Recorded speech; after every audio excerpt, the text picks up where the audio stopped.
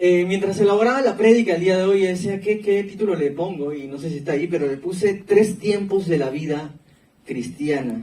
3 tiempos o en la vida cristiana, ¿no? Y hay una frase que me llamó la atención y de pronto lo pude analizar. Dice, no hay presente sin pasado, ni futuro sin presente. No hay presente sin pasado, ni futuro sin presente.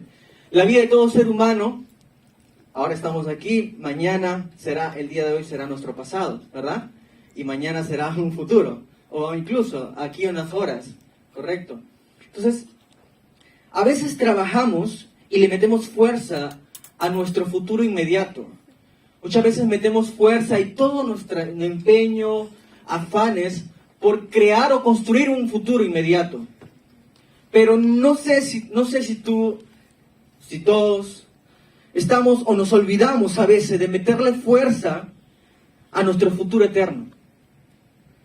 Nos enfocamos mucho en nuestro futuro inmediato. Y esta temporada se llama sobre esperanza futura.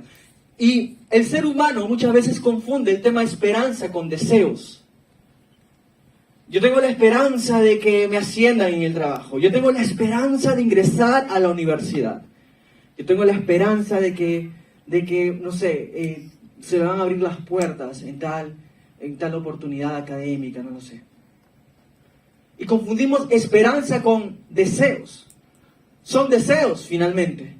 La esperanza, desde un punto bíblico, la esperanza, esa palabrita esperanza, es una palabra que va a permitir sostener al ser humano.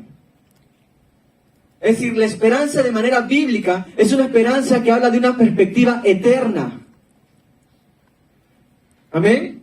Y es algo que nos va a sostener. Yo no sé si el ingresar a la universidad o lo que quieras hacer, que es un deseo y que le estás confundiendo de repente, como esperanza te va a sostener. Porque cuando lo logras, finalmente, yo no sé si luego de obtenerlo, te va a seguir sosteniendo.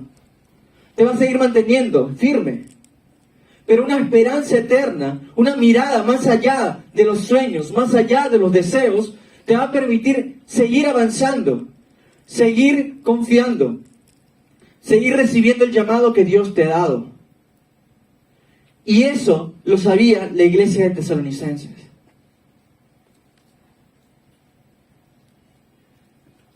Todos nosotros sabemos, quizás hemos escuchado sobre los viajes de Pablo.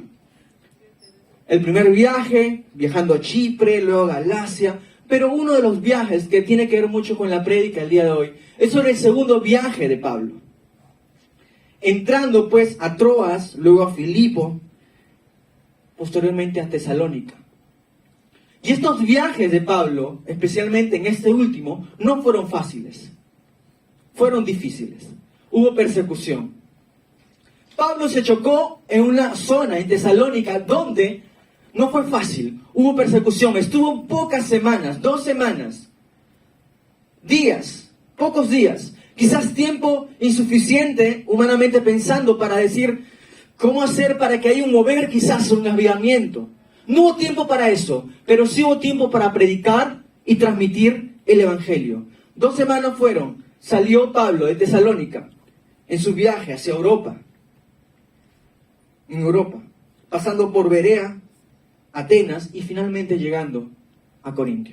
Y es aquí en Corinto, donde recibe un mensaje diciendo: hey Pablo, algo poderoso está pasando en Tesalónica. Sí, esa iglesia pequeña que has dejado de pocos miembros, ahora se está expandiendo. Y está yendo en toda Macedonia y toda Acaya. Se está extendiendo. Algo pequeño. Y Pablo se entera de eso. Y así escribe la primera carta a los tesalonicenses. Primera de Tesalonicenses. Y quiero que me acompañe, como es cultura en nuestra iglesia, y no sé si te has olvidado, pero ¿qué tenemos que traer? Nuestra Biblia. El día de hoy no va a ser complicado que te distribuyas o vayas a diferentes versículos. Vamos a agarrar Primera de Tesalonicenses, así que abre tu Biblia y solo sigue la secuencia para que Dios te hable el día de hoy. Dispón tu corazón a lo que Dios quiere hacer. Y vamos a leerlo, ¿ok? Primera de Tesalonicenses, capítulo 1, versículos en adelante, del 1 en adelante. Pablo, Silvano o Silas, ¿ok?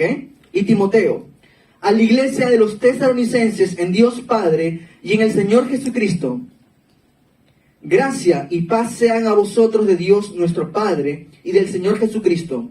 Damos siempre gracias a Dios por todos vosotros, haciendo memoria de vosotros en nuestras oraciones, acordándonos sin cesar delante de Dios y Padre nuestro de la obra de vuestra fe, del trabajo de vuestro amor y de vuestra constancia en la esperanza en nuestro Señor Jesucristo, porque conocemos, hermanos amados de Dios, vuestra elección.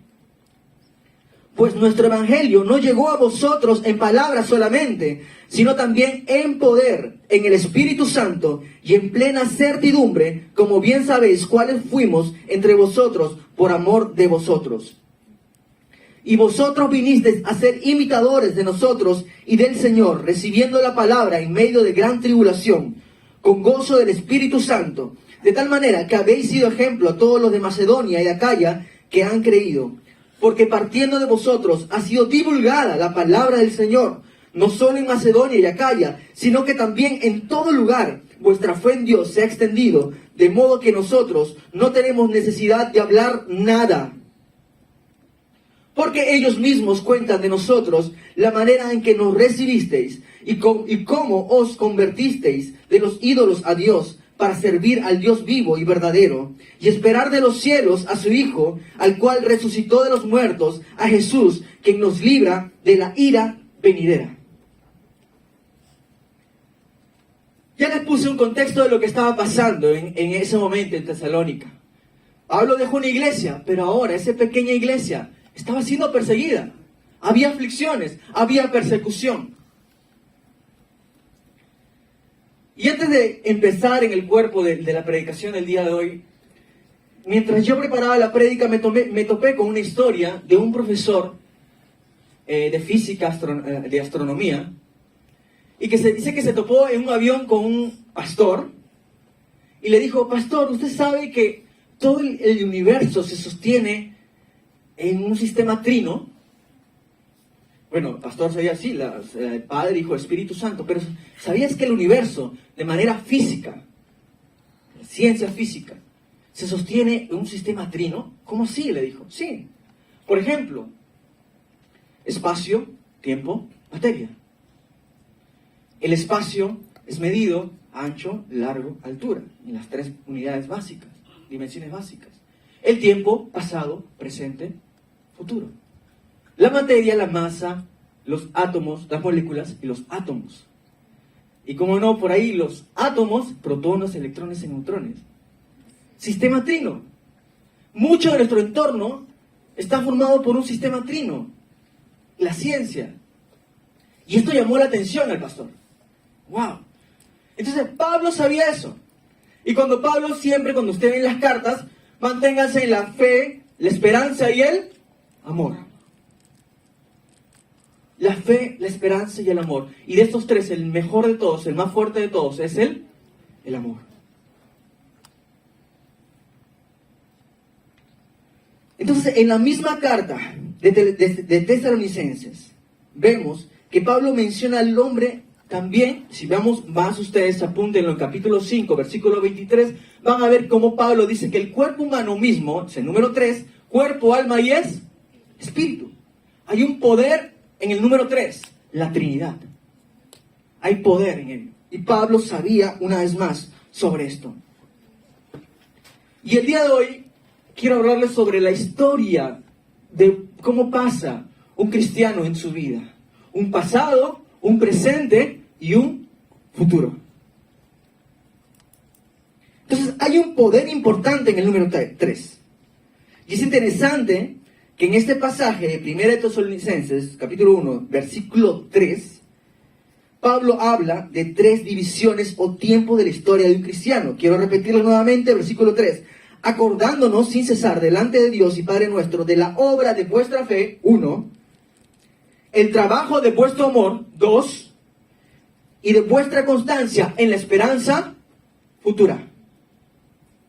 Y si vamos al versículo 9, dice: porque ellos mismos, por eso quiero que abran la escritura, no está ahí, versículo 9, porque ellos mismos cuentan de nosotros la manera que nos recibisteis, tiempo pasado, y cómo os convertisteis, la manera que no recibisteis, y cómo os convertisteis de los ídolos a Dios, pasado, ¿ok? Hay un efecto que hicieron los tesalonicenses en el pasado, dejaron atrás los ídolos para servir al Dios, habla de un tiempo presente en ese momento, amén. Y finalmente dice, para servir al Dios verdadero y esperar, versículo 10, de los cielos a su Hijo. ¿Esperar qué es? Futuro. La historia de los tesalonicenses. A veces trabajamos en un futuro, pero nos olvidamos de trabajar ahora. De que hoy Dios quiere hacer algo en tu vida, para que construyas un futuro. Amén. Pero no un futuro que te inspire, porque el trabajo que voy a conseguir, no. Sino un futuro que sea por la constancia de que Jesús algún día va a venir. Los tesalonicenses vivieron y se mantuvieron constantes en esa esperanza. Esperando, dice la palabra, a Jesús. Y ese era el motor de por qué hacían las cosas y por qué aún pequeño siguieron avanzando. Y Pablo, como leímos, no tuve que hacer nada más. Solo dije la palabra y ustedes hicieron lo demás. Porque ellos mantuvieron en esa esperanza futura, pero no en lo que está esperanzado en el hombre, sino en esa esperanza futura, basada y fundamentada en la venida de Jesucristo. Amén. De que Él va a venir. Entonces, ¿qué situación está pasando? Nos encontramos en medio de la tribulación, una situación difícil. Recibieron la palabra de Dios. Amén. Pero ¿cómo llegó el Evangelio entonces a los tesalonicenses? Lo vimos ya en el versículo 5. ¿Okay? El Evangelio llegó a ustedes no solo en, versículo 5, no solo en ¿qué? A ver quién lo tiene.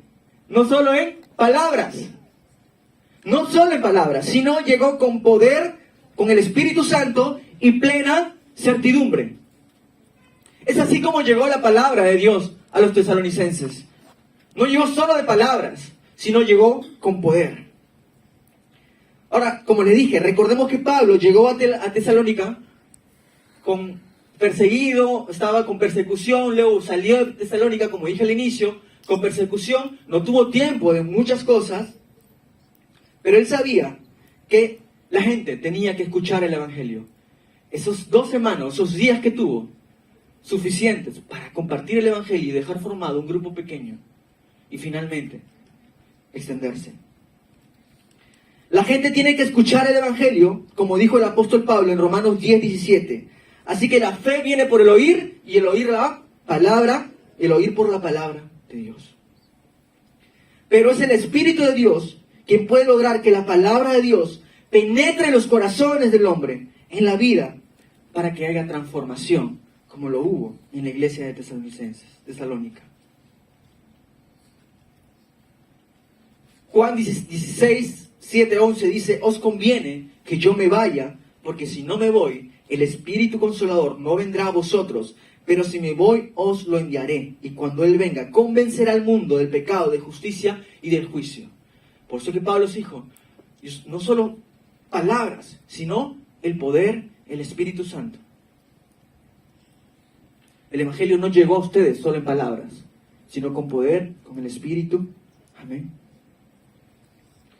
Ahora, ¿qué impacto trajo esto sobre la historia de la vida de los tesalonicenses, la palabra de Dios? ¿Qué impacto trajo? Vamos al 3 y el 9, que ya les había mencionado. Obra de la fe, trabajo de vuestro amor y vuestra constancia en la esperanza de nuestro Señor Jesucristo. Quiero que se acuerden de estos 3 puntos, ¿ok? Que se lleven en el corazón porque es el centro de la palabra del día de hoy. El trabajo de vuestra fe, la obra de vuestra fe, el trabajo de vuestro amor y la constancia en la esperanza. Una vez más, lo que dije al inicio, no hay presente, sin pasado, ni futuro sin presente. Y aquí le voy a hablar de esos 3 tiempos. Si nos vamos o relacionamos el tiempo pasado, la obra de vuestra fe está relacionado, como dije en el versículo 9, sobre se convirtieron a los ídolos, dejaron sus ídolos, se convirtieron, de los ídolos a Dios para servir al Dios vivo y verdadero. ¿Cuál fue la obra de esa fe en los tesalonicenses? Dejar todo atrás. ¿Cuáles son esos ídolos que tienes que dejar?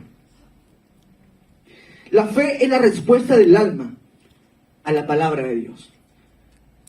Yo tengo fe que el mundo cambiará. Yo tengo fe. ¿Has escuchado a la gente a veces afuera? ¿Fe en qué? ¿Fe en quién? Esa es fe, una fe de pensamiento humanista, centrado en el hombre. Pero una fe verdadera, bíblica, de nosotros. Y si tú has venido por primera vez, una fe verdadera es una fe que está centrado en la palabra. En lo que Dios ya dejó escrito en el pasado. ¿Amén? En lo que Dios ya dejó escrito en el pasado, yo abrazo eso del pasado y digo, en mi presente y en mi futuro se va a cumplir, Señor. Esa es la obra de vuestra fe.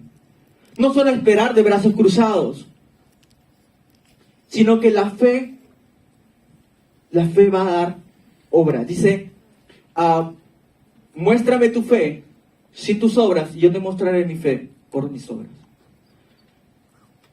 La fe siempre se va a ver expresado en acciones.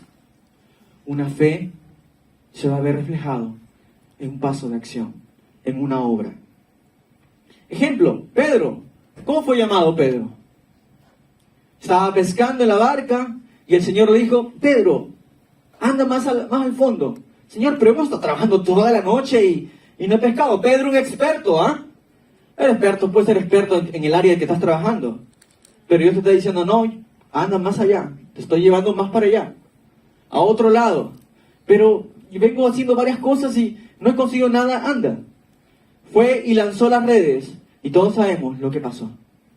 Pero hay algo interesante aquí. Cuando Pedro dijo, ya, ok, Señor. Estoy parafraseando, ¿ok? Pero esto sí es verdad, esto sí le dice literalmente la palabra. Dijo, en tu palabra echaré las redes, Señor. Hay un paso de acción de fe. Ya, voy a lanzar. O sea, mi lógica me dice, vengo trabajando toda la noche y no he visto nada y tú me estás diciendo que yo lance la red ahorita y voy a conseguir peces. Pero ok, en tu palabra, en lo que tú estás diciendo, en lo que tú estás escribiendo, en lo que tú has dejado escrito, yo voy a lanzar las redes. Y consiguió los peces. Y eso hizo que impactara la vida de Pedro y pueda seguirlo. Amén. Ese es el trabajo, esa es la obra de vuestra fe. Una fe que está basada, que se fundamenta en la respuesta a su palabra. Amén. Dile a tu hermano al costado, hey, despierta, que Dios te está hablando. Entonces la obra de confiar en la fe, en lo dicho por el Señor, nos tiene que llevar a actuar, a dar pasos. Tiene que dejar de llevar también a deshacerte de cosas que quieran estorbar en tu historia como vida, en la historia de la vida de un cristiano, en tu historia. Ahora hablamos del presente. Vimos que una obra en los tesalonicenses dejaron ídolos. Y Pablo les está haciendo recordar. Ustedes dejaron ídolos. Se convirtieron de los ídolos. Hay una obra. Esa fue la obra de su fe. Pero ahora les dice el trabajo de vuestro amor. El trabajo de vuestro amor. El amor se expresa en acción. Ahora la pregunta es, ¿será que a los tesalonicenses les costaba amar? No muestra eso. Había persecución. ¿Cuántos a veces cuando más difíciles son las situaciones, más te cuesta amar? Pero los tesalonicenses, ¿será que eso pasaba? Y Pablo les estaba diciendo que hubo un trabajo de su amor que los llevó a servir, que los llevó a obedecer. A veces pareciera que el trabajo y el amor como que no se llevan de la mano. A veces pareciera que son como el aceite y el agua. no se llevan bien. Es que me cuesta amar. No, es que no quieres esforzarte. Quieres que todo salga de pronto. En tu matrimonio. Es que no sé, ya siento que mi matrimonio está yendo en picada y no sé qué hacer, ya no quiero huir, quiero salir de mi casa. No, lo que tú estás diciendo es que no te quieres esforzar. Y el amor y el trabajo van de la mano. Si amamos de verdad, no nos debiera de costar, sino más bien disfrutar. Y la verdad es que cuando uno ama, trabaja. Juan 14:15 dice, si me amáis, guardad mis mandamientos. Si me amas, vas a hacer tal cosa. Y guardar sus mandamientos no solamente ponerlo aquí, sino habla de esfuerzo. Habla de poner acción. Habla de creer en el Señor. De dar pasos de acción. Ahora, yo no sé cómo usted va a su trabajo. No sé si ustedes van renegando, otro día más de trabajo, otro día más que voy a estar ahí en la computadora, ¿no? ¿Qué estés haciendo? Yo no sé si alguna vez has ido con ese pensamiento, estoy cansado. Y algo que Dios me habló mientras yo elaboraba la palabra es que muchas veces podemos estar cansados. Es natural cansarse.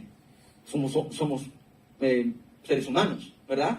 Pero una cosa, como le dije en la mañana al equipo de los servidores, una cosa es cansarse en la obra, una cosa es cansarse en la obra que es natural, estoy cansado, busco a alguien de repente que me ayude a orar y expresarle cómo hacer, pero otra cosa es cansarse de la obra. Una cosa es cansarte, ojo, en la obra, y otra cosa es cansarte de la obra, es muy diferente.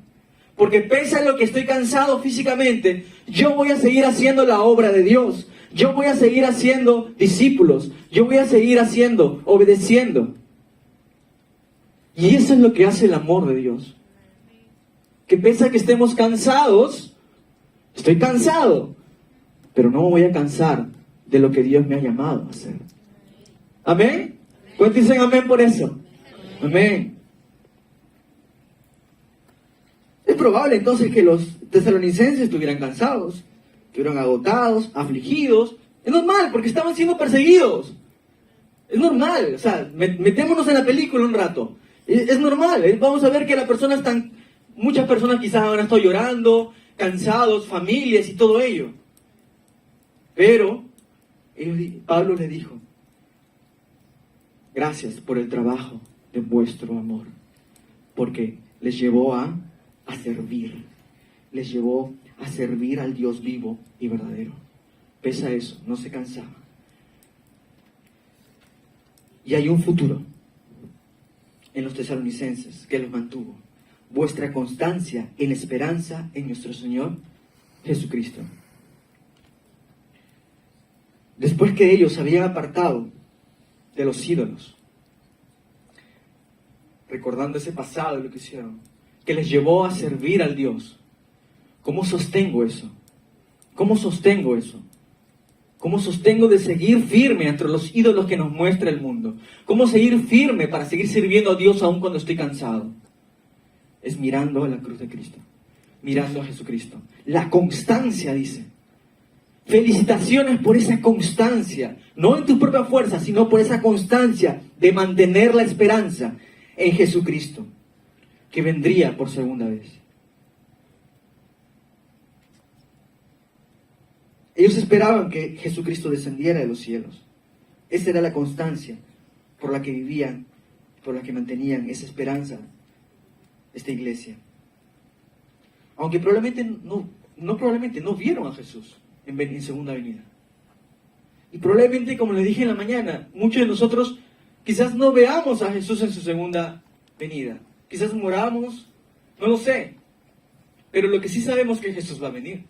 Y lo que sí sabemos es que tenemos que estar listos. Lo que sí sabemos es que no nos coja cometiendo un pecado, sino haciendo la obra.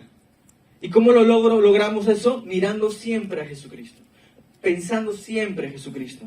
Pensando siempre en lo que Él finalmente va a venir en algún momento. Es una perspectiva eterna. Esa es la perspectiva eterna. Esa es la esperanza futura que cambia al ser humano. Porque sin Dios todo le es permitido al hombre.